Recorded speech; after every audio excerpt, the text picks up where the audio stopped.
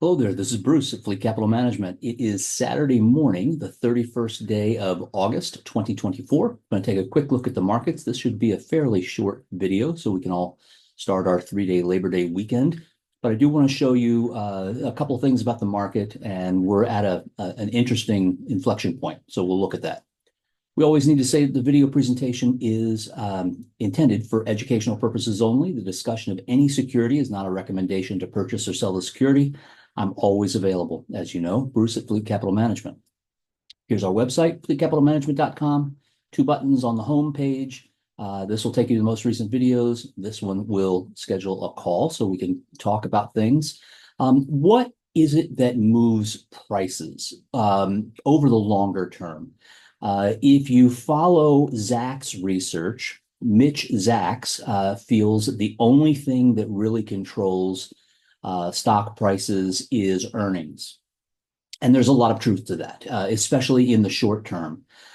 But then what is it that controls earnings? And that's a long list, management, products, all kinds of things. But in general, it's interest rates. One of the biggest costs to the big companies, which like the companies that we invest in, is their carrying cost or interest rate cost. They borrow on a daily basis. They borrow for cash flow, for product innovation, for employee payments, payroll. They're always borrowing. And if their cost of borrowing is lower, that immediately converts to greater earnings. So now this is big picture. So what is it that causes stocks to move? Some people would say it's earnings. And actually, I was reading today, early this morning, there was a quote from Stanley Druckenmiller, who you may not have heard of, but he's one of the greatest hedge fund managers who's ever lived.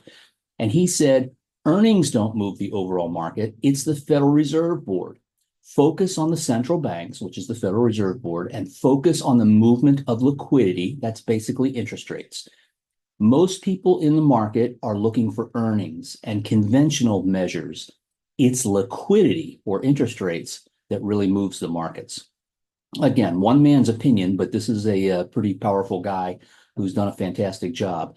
So I have been saying for a while, we are at that point now, probably in about 2 weeks, where we will see our first interest rate decrease or cut in a bit of time. We can expect over the next year or so that if interest rates continually go down, that could be very, very good for the markets. It is not a direct correlation. This is interest rate. This is really COVID, and interest rates were flat. First of all, when COVID hit, interest rates dropped like a rock, and they had to because there was no business activity. We were going into a major recession. Some people say the Fed overdid it. I'm not sure that they did. They had to do this. They had to drop interest rates dramatically because we were in a global potential recession due to a global pandemic. Interest rates stayed flat for quite some time, all through 2020, through 2021. The bear market started really about February, March, right in here, because the anticipation was the Fed is going to start hiking rates. And they did. They did in March. And man, did rates go up. And what happened in this year in the stock market? We had a bear market. Then we started 2023. Now look at the size of these increases compared to the size of these increases. And the market is always interpreting this and looking forward. The bull market, the bear market ended, the bull market started right around here. It was like November, December of 2023, when they could see the Fed was slowly raising rates, but it looked like we were nearing the end. This is the area that most investment managers and a lot of economists had a problem with. They said, we didn't need these extra rate increases. That's an argument for another day. I'm not sure that we needed them either. But that's, I'm not on the Fed board. Then interest rates stayed flat, and now we're in 2024, and now we're in August of 2024, actually August 31st. And in about 2 weeks, we will see the first probably the first rate cut. And that's why the market's been doing well the last couple of weeks. It's ever since Fed Powell announced that it certainly looks like we're ready to start cutting rates. But let's assume that rates continue down through 2024, 2025. All I'm saying is that is a good tailwind, and that could provide some pretty interesting stock market returns. So just wanted to go over interest rates with you for a second. The most important thing that we need to know is whether the market's going up or down. Everything follows from there. So let's go over to our matrix, updated through yesterday. Actually, I need to fill in something for you. Bear with me right 1 second. And the VIX is at 1501. So I'll put that right in here. Okay. So what we have is we are back. We went into a pretty steep down market for the first half of August. We did not know how long that would last. We did not know how deep that would go. We never know. But it started to turn back up, and we are fully in green across the board. Daily, weekly, our moving averages, our bear market avoidance, that our bear market never went into a bear market. Our VIX, remember what I said, 17 or below is kind of perfect. It's really about 17 down to 12 is what I would call perfect. So all of this looks good, and we are starting to buy stocks. Now, if all of this looks good, why have we not gone back to 100% allocation? Well, that's because of this side. That's because of seasonality that I've talked about a lot. Here's the S&P 500. We are in here. Here's the months. We're in August.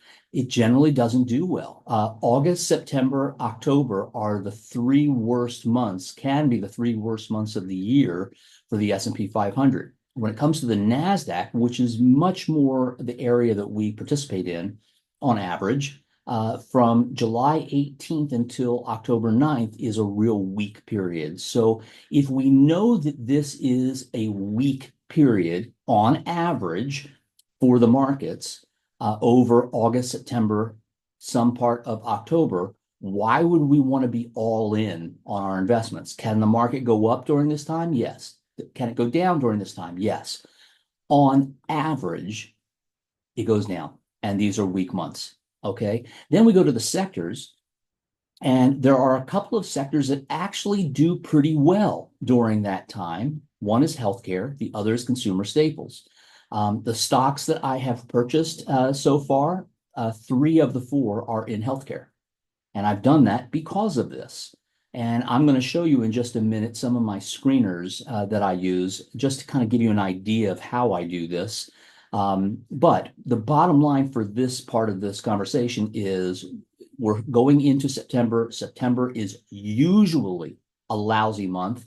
I don't know what September is going to do this time because we're going to get our first interest rate decrease. And then as we go into October, the first 2 weeks are usually terrible. And then starting the third week, I'll start building back up portfolios. By the end of the third week, we'll probably be 100% invested. That would be my guess.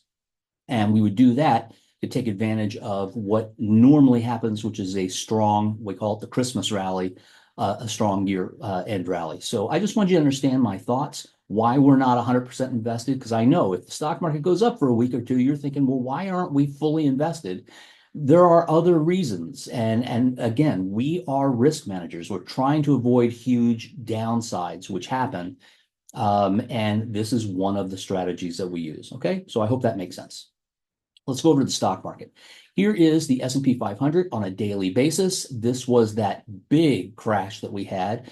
One of the major drivers of this crash was the CrowdStrike blunder. And it was a mistake, and it caused a global internet outage and caused millions and millions and millions, probably hundreds of millions of dollars of lost revenue. And there will be a lot of lawsuits. Then we got over that, and we have spiked back up. See that? This is called a V bottom, which is pretty rare. And we had a little gap in here that I noted. And once we started to get up here, I started to say, well, we might come down and fill this gap. What we have done is we've gone sideways. See that? That's just sideways. And what is that called? That's called a consolidation. After a big run, up or down, but in this case, up, markets always have to breathe. They have to consolidate. Is it possible that the markets come down and fill this gap? Yeah, it'll happen. I just don't know when.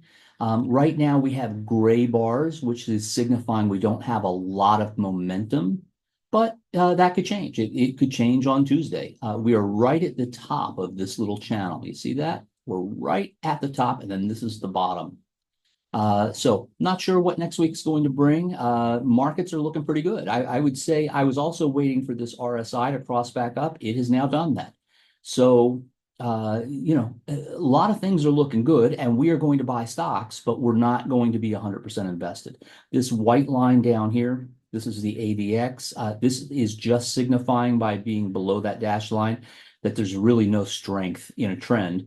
Well, we can see that right here. There is no strength in the trend, but we'll see what happens. Everything else looks good. Let me show you this on a weekly basis. Okay, so here's the S&P, and it's on a weekly basis, which means each candle or bar, let me make it a little bit wider, easier to see, is 1 week. So this was last week. Everything looks good on here. The RSI is up. We're not at the top of the linear regression channel, which is good because almost every time we get to the top or just over it, we come back down. Every time we go below it, we come back up on average, unless there's a trend change. So my point is things are looking good both on the daily and on the weekly. We're just in a weird seasonality point. Here's the S&P 500 again. Let me show you one other thing. Here are some. We only own 4 stocks. Group 2, I think, owns 2 stocks. Group 1 owns 4 stocks. But either way, here's Microsoft. Here is our stop, and pipe stop means it is in the system, and it is in the system, and I use tighter stops because we're in a difficult time of the year. Let me show you on, this was Friday, Thursday, Wednesday. Talk about stress. I did not want to lose Microsoft because I think this downdraft was part of CrowdStrike, and I think it's going to come right back up. Look how close. We got within pennies of being stopped out right there. My fingers were crossed. But if we were stopped out, we were stopped out. And then we would go back in when it was appropriate. But I'm glad we didn't get stopped out. THC, Tenet Healthcare, is one of the stocks we're in. We bought it right there, which was a pretty good spot. And it has run up. Our stop is above our entry, which is really good. And it's fairly tight. It's like I said, I'm using tight stops. UHS company that we bought it right there, right where that blue dot is. We've had a nice little run up. Our stop is just a couple dollars below our blue entry price. And if this stock continues to go up next week, we will then get the red on top of the blue, which means that even if we get stopped out, we can't lose our original principal on that investment. A couple things that I would suggest is this is a little bit oversold, overbought, but I don't worry too much about that. Things are looking pretty good. I wouldn't be surprised if we had a little bit of a drawdown before we headed back up. THR is a stock I just bought the other day. As a matter of fact, I bought that right here. So we've only been in this for about a week. The price jumped up very nicely. Our stop was down here to start. It's now up here. It's not above the blue, but it's doing well. So all of our stocks are doing okay. Not worried about that. Last thing I want to show you before we run is every money manager uses some type of a screener to be able to find stocks. And I have developed these 2 screeners. One's called Liberated Stock, one's called Growth. And for liberated stock, I have rules. And here's the rules that I have. And a stock has to pass 100% of these rules, there are 11 of them, in order to get populated down here. And this screener is done every single day. So for this particular day, which was after Friday's close, I think this was about 10 stocks. These are 10 stocks that passed. There's United Therapeutics. That's how I found it. It came up in this screen, and some of the other ones did as well. And then I've got another screen called Growth, FCM Growth, that has a lot of rules, actually 13. This is a really strict screen. So what you'll notice is that I don't know if you can see this down here. It says only 4 out of 2,477 stocks screened passed this screen. The FCM growth screen, this is how I found NVIDIA. This is how I found SMCI. This is a much more aggressive screen. It's looking for what I would call the best of the best. I mean, great earnings, great cash flow, great everything. Okay. And let me show you that. So we've got two different screens. Now, let me go back to Liberated Stock Trader and let me put this on a chart. And I just want to show you something. So this is going back. I'm sorry, I just need to move a tool so I can see. This is going back 6 months. Actually, I'm going to do year to date. Okay, so here's year to date. And the red line is the S&P 500 year to date. And the blue line is the Liberated Stock Screener year to date. It's done very well, very well. But let me show you, we're just looking at differences for a second. Let me show you. If I were to add the growth screen, I'm going to compare this in the chart. Now look what happens. Here's the S&P 500. Here's that the one I call Liberated, and here's the FCM growth screen. Okay, dramatically higher performance. Why am I not using stocks from the growth screen right now? Because we're in a difficult period of seasonality. That's why. Look at how smooth this line is. Yeah, there's little squiggles, but look at how generally smooth that, and look how this is not as smooth, these big drawdowns, big drawdowns. So the more aggressive you get, the more you're going to see some wild swings. The less aggressive, the less movement you should see. You'll still see some drawdowns, but not as dramatic. So during a time where there's some question because of the seasonality, I'm choosing stocks from this screen. And by the end of October, we will have a lot of stocks from this screen. Actually, I won't abandon this. We'll have both, but you'll start to get heavier into this screen. So I hope that makes sense. This has proven to be very profitable for us, and we will continue doing that. You have to have a means to select stocks. The last thing I would say about this is once some stocks pass a screen, this is my Liberated screen, and let's see here. Oh, here are the 10 stocks that had passed it. Then I take these 10 names, I put them in my charting platform. They are right there. And then I start looking at the charts because I know they've all passed their fundamental analysis. And I want to see now technical analysis. Like, would I buy this stock? No, I wouldn't. It's been on a tear. I don't like to chase. It's on top of its linear regression. I wouldn't buy it. Here's Walmart. Maybe, maybe not. So this is how I select. This one's getting ready to break out. That looks kind of interesting. Here's UTHR. I loved this. Kind of came down, went up, went down again. This is called a cup with a handle, and I bought it right there. So the technical analysis is the timing of when to buy. The fundamental analysis, which is the screeners, this is all fundamental analysis, is the what to buy. So there's what to buy, when to buy, but then it all has to fit into the big picture of how's the market looking? Because like we always say, the most important thing to know is whether the market is going up or down. Everything follows from there. So that's the point. I'll let you go. Hopefully I kept this short, not sure. But enjoy the 3-day weekend. I'm sure I certainly will. I'll be back out on the sailboat as much as I can. And we will be back at this Tuesday morning. Have a wonderful Labor Day weekend. Talk to you soon. Bye-bye.